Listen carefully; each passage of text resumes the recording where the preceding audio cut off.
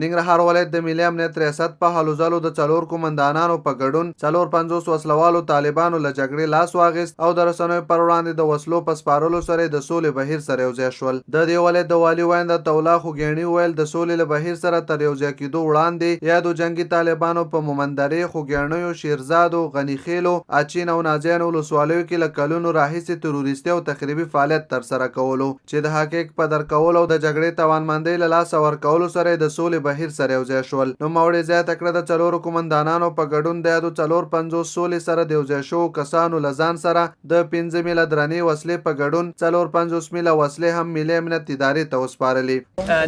د ملي امنیت منصوبینو د هلو ځلو په نتیجه کې 450 جنگي طالبان چې پخوایي په بېلابېلو سیمو کې خوګیڼو، شیرزاد، نازیان، اچین، غنیخیل او مندرې ولسوالۍ کې دوی جګړهیز فعالیت کوو، ورانکاري کوله. د حقایقو په درکولو سره او همداراز د جګړې توانمندي له لاسه ورکولو سره دوی د سولې لاره غوره کړه او د خپلو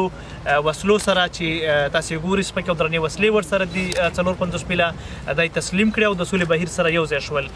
دا کسان د 4 قومندانانو په رهبرۍ سولې بهیر سره یوځای شوي دي. د سولې بهیر سره د یوځای شوو طالبانو په استازی نبی الله او اسلام د خبرو پر مهال ویل چې د 13 کلونو راهیسې په بېلابېلو سیمو کې د ګاونډي هیواد د استخباراتو په لارښوونه تخریبي کړنې ترسره کولې چې د علماو کرامو د فتواو په اورېدو او د دوی په لیکو کې د جګړې د توانمندۍ له لاسه ورکولو له امله حقایق درک کړل او د تل لپاره د جګړې لاره پرېښوده او د سولې بهیر سره یوځای شول. دغه مخکیني خلکو مونږ اشتباه کړي وو، ساوه شوي وو، تللي وو د دغې خلکو سره یوځای شوي وو، ډېر ورانۍ هم وکړ، ډېر زیاتۍ هم وکړ، ناروا کارونه مونږ وکړل. بیا د عالمانو شوراګانې تیار شو، په سعودي کې خبرې وکړلې، په بل ځایونو کې، په افغانستان کې په ډېرو ځایونو کې 3000 علماو دلته فتوا ورکړه چې دغه د سولې بهیر سره مونږ یوځای شو. هغې سره موږ فعالیت کوو د حکومت په ضد باندې او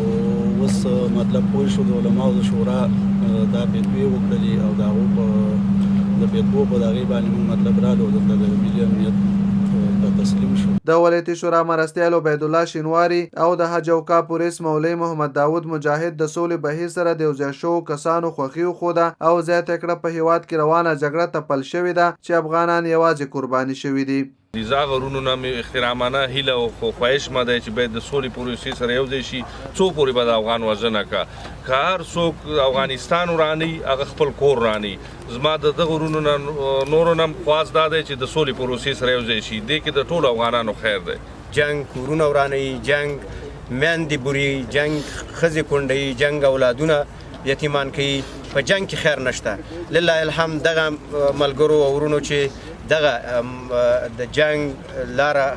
پرېښې ده او د صلح لاره یې اختیار کړې ده، دوی پکې خیر لیدلی او انشاءالله راتلونکي ورونه او ملګري څومره چې د صلح نه برخمن کېږي هغوی پکې خیر انشاءالله ویني. دیني عالم مولوي حبیب الله جلال آبادي او مدني فعال حیات الله حمیدي پر ټولو مخالفو وسلوالو غږ وکړ چې د سولې لاره غوره کړي تر څو د مظلوم افغانانو د وینو تویدو مخه ونیول شي.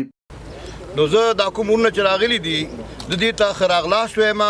الله رب العزت دو کې دا کوم نورونه چې خفه دي او یا په کوم ځای کې قرار لري، الله تعالی د هغې په ورونو کې د رحمت او د مهرباني اوبه توی کړي تر څو د امن دې خبرو ته لبیک وایي او د افغانستان د مظلوم ملت چې کوم وینه تویږي او د هغې د وینې تویولو دا سلسله بنده شي. زما ځوانانو نه دا هیله ورزو ده چې دغه سکرونو عمل نه ځان وساتي. که چېرته مخالفو وسلوالو په لیکه کوي، زما ورنه یو خواست ده چې را دې شي صلح پروسې سره یوځای شي تر څو زموږ هیواد